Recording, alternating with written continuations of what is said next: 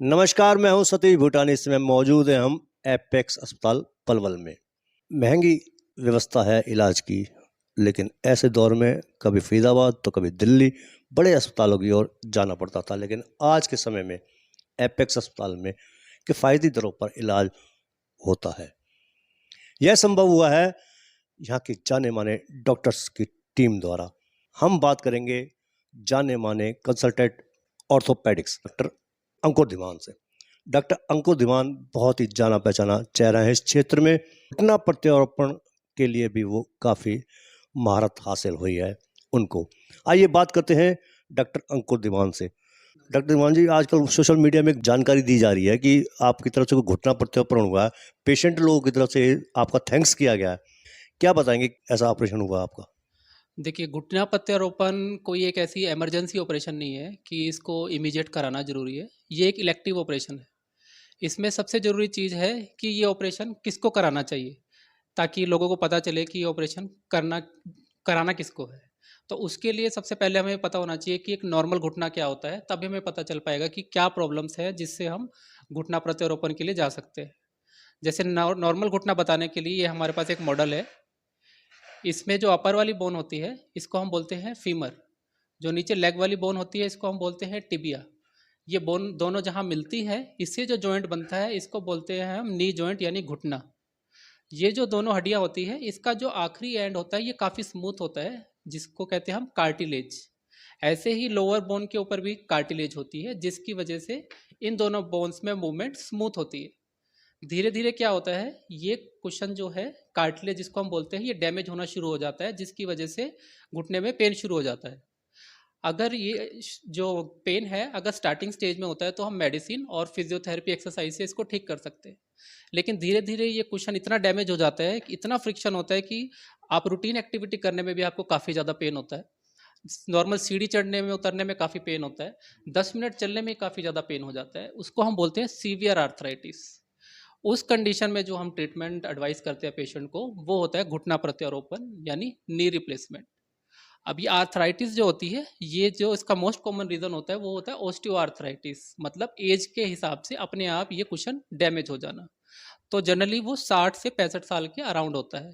इसलिए ये जो सर्जरी है वो ओल्ड एज पेशेंट की सर्जरी है और इसकी जो लाइफ होती है वो 15 से 20 साल होती है।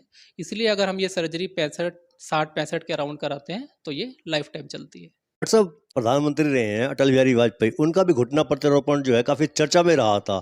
यूएस में खास तौर से गए थे इलाज कराने के लिए, घुटना प्रत्यारोपण के लिए। डॉक्टर शायद रानावत नाम था उनका, मालूम है? काफ़ी फेमस नाम है डॉक्टर रानावत।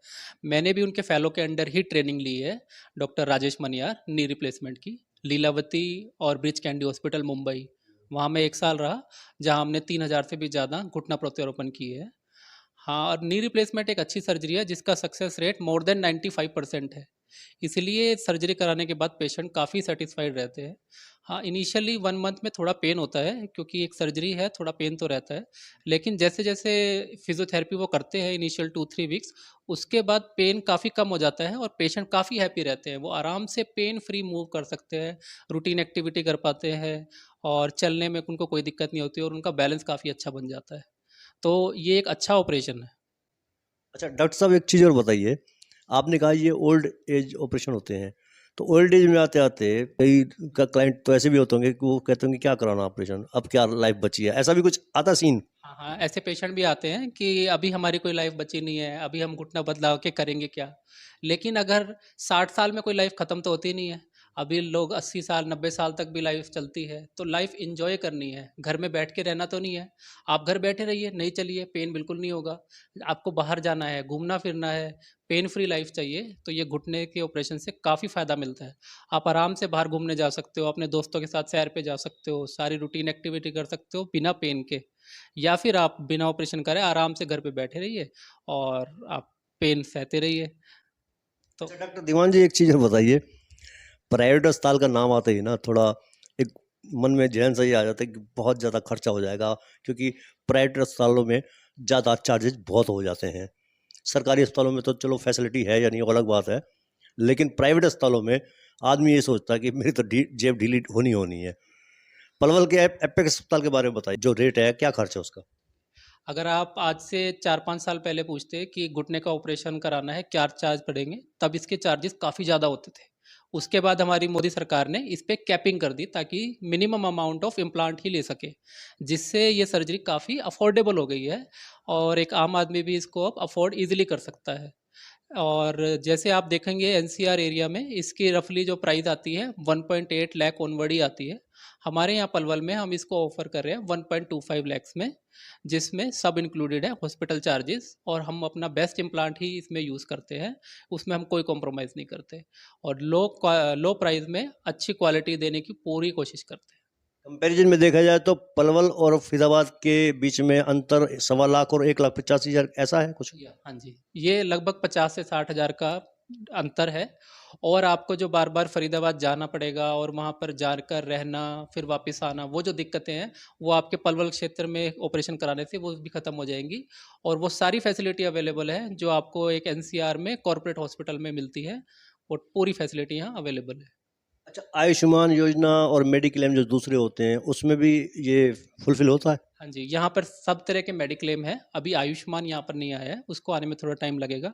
इसके अलावा हमारे पास सारे मेडिक्लेम यहाँ पे अवेलेबल है, उसमें ये बिल्कुल कैशलेस में इंक्लूड होता है। और अगर कोई कैश में कराना चाहता है तो उसके लिए हमने जो सबसे लोएस्ट प्राइस जो हम कोट कर सकते हैं 1.25 की है। पेशेंट को कितने दिन बाद चलना फिरना शुरू हो जाता है? इस ऑपरेशन के इमीडिएट इवनिंग में ही हम पेशेंट को वॉकर के साथ खड़ा करते हैं। अगले दिन उसको वॉकर से चलाना शुरू कर देते हैं और घुटना मोड़ना भी शुरू कर देते हैं। दूसरे दिन उनको टॉयलेट सीट पे बैठने की ट्रेनिंग दी जाती है ताकि वो घर पे आराम से टॉयलेट जा सके, और एक स्टेप चढ़ने की ट्रेनिंग दी जाती है क्योंकि घर में कहीं ना कहीं एक आधा स्टेप होता है ताकि वो आराम से वहाँ जा सके। और उसके बाद हम 3rd या 4th डे पे पेशेंट को डिस्चार्ज कर देते हैं। और घर पर भी उनको इनिशियली 2 वीक के लिए एक्सरसाइज फिजियोथेरेपी करनी पड़ती है। उसके बाद वो अपने आप भी फिजियोथेरेपी कर सकते हैं। अच्छा डॉक्टर साहब, एक चीज़ और बताइए कि 1.25 लाख खर्च ना करना पड़े, मतलब आप लोगों के पास ना आना पड़े, तो घुटना खराब ना हो इसके लिए कोई एक्सरसाइज वगैरह वगैरह भी तो होंगी? हाँ जी, हाँ जी। मैंने आपको जैसे पहले ही बताया कि जब अर्ली आर्थराइटिस की जो स्टेज होती है, जिसमें कार्टिलेज थोड़ा डैमेज होता है, उसको हम ठीक कर सकते हैं कुछ एक्सरसाइज, फिजियोथेरेपी और मेडिसिन के माध्यम से। उससे काफ़ी अच्छा बेनिफिट मिलता है और जिससे क्या है वो घुटना और ख़राब होना रुक जाता है और धीरे-धीरे पेन भी काफ़ी कम हो जाते हैं। तो अगर हम टाइम रहते ये सब प्रिकॉशन लें, तो इस ऑपरेशन से बच भी सकते हैं। इसका तो अर्थ ये भी हुआ कि काफ़ी हद तक लापरवाही खुद पेशेंट की होती है घुटना खराब होने में। अगर वो लापरवाही ना बरते तो काफ़ी हद तक घुटना सही रह सकता है। नहीं देखो, ये एक एज रिलेटेड प्रोसेस है। कोई चीज़ आप यूज़ करोगे वो घिसेगी, तो ये धीरे धीरे घिसना एक एज रिलेटेड प्रोसेस है। हाँ, बट जैसे किसी का वजन ज़्यादा होता है, किसी को घुटने में चोट लग जाती है या और कोई इंजरी की वजह से वो कुशन जल्दी घिसना शुरू हो जाता है, तो उनको थोड़ा ध्यान देने की ज़्यादा ज़रूरत है। तो जैसे जिनका वजन ज़्यादा है, अगर वो प्रॉपर एक्सरसाइज करेंगे और वजन कम कर लेंगे तो वो ये बच सकते हैं। लेकिन जो पतले हैं और अच्छे फिजिकली एक्टिव रहते हैं उनको इस ऑपरेशन की ज़रूरत पड़ती भी नहीं है। तो हाँ, थोड़ा-सा पेशेंट को अवेयरनेस भी चाहिए कि घुटने को बताने बचाने के लिए क्या कुछ वो कर सकते हैं। तो ये तो हो गई एक्सरसाइज की बात। खान-पान में भी कुछ ऐसी चीज़ें होती हैं कि जिससे हड्डियों से रिलेटेड होता है हाँ जी। तकरीबन मामला सारा। तो ऐसी कौन-सी चीज़ें का सेवन करना चाहिए जिससे हड्डियाँ भी मजबूत हों और ये घुटना भी खराब ना हो? देखिए, जैसे-जैसे एज बढ़ती है हमारे शरीर में कैल्शियम बनना कम हो जाता है। तो रेगुलर बेस पे कैल्शियम इंटेक बढ़ाना चाहिए और कुछ ऐसी सब्जियाँ और फ्रूट्स भी खाने चाहिए जिससे कैल्शियम इंटेक बढ़े। और विटामिन डी की डेफिशिएंसी अगर रहेगी तो उससे भी बोन वीक रहती है। तो हम अर्ली मॉर्निंग और इवनिंग में धूप में सैर करेंगे तो उससे विटामिन डी बढ़ेगा और बोन हेल्दी रहेंगी। और हम कुछ जैसे ओल्ड एज है तो कुछ सप्लीमेंट्स भी ले सकते हैं कैल्शियम, विटामिन डी के। और जैसे आजकल विटामिन बी 12 की भी काफ़ी डेफिशिएंसी आती है, उसको भी हम हरे पत्ते की सब्जी और इन सब से बढ़ा सकते हैं। अदरवाइज सप्लीमेंट से भी इसको पूरा कर सकते हैं, उससे बोन हेल्थ काफ़ी अच्छी रहती है। सप्लीमेंट की बात की जाए या दूसरी बात की सब्जियों की बात की जाए तो सब्जियों में ऐसा कौन-सी वो आइटम्स हैं जो उससे कैल्शियम बढ़ता हो? कैल्शियम के लिए हम तिल काफ़ी अच्छा है, अमरूद जैसे हम खा सकते हैं काफ़ी अच्छा है, हरी सब्जियां काफ़ी अच्छी हैं। इन सब से कैल्शियम काफ़ी अच्छी अमाउंट में मिल जाता है। बट फिर भी एक ओल्ड एज में हमें कैल्शियम सप्लीमेंट थोड़े इंटरवल में लेते रहना चाहिए। अब तक कितने ऑपरेशंस आपने किए हैं? जैसे मैंने आपको पहले ही बताया, जब मैं फेलोशिप में था तब हमने 3,000 से भी ज़्यादा नी घुटना रिप्लेसमेंट जो है किए हैं। उसके बाद भी हमने मैं एम्स में भी वहाँ पे भी 3 साल हमने लगभग 200 प्लस घुटना बदले हैं। और यहाँ पलवल आने के बाद हम 10 घुटने बदल चुके हैं। तो ये थे डॉक्टर अंकुर धीमान, जिन्होंने बताया कि काफ़ी ऑपरेशंस भी किए हैं।